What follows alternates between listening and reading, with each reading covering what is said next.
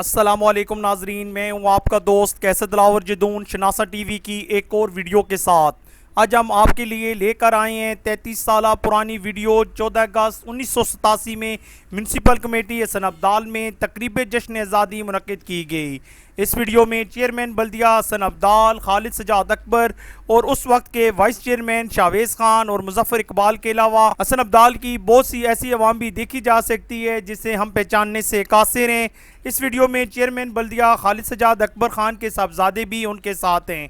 हमने सोचा इतनी नायाब वीडियो आपके साथ शेयर करें। आए आपको दिखाते हैं ये मुकम्मल वीडियो।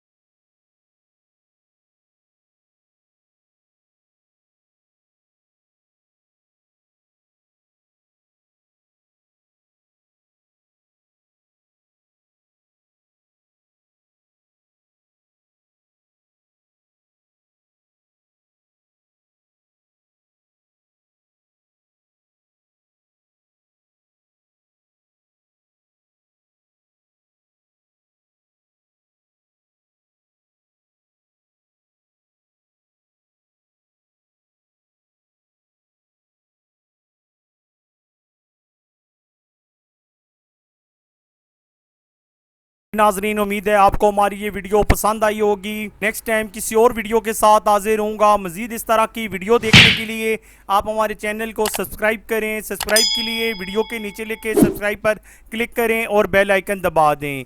अपने दोस्त कैसर दिलावर जदून को इजाज़त दीजिए। अल्लाह हाफिज़।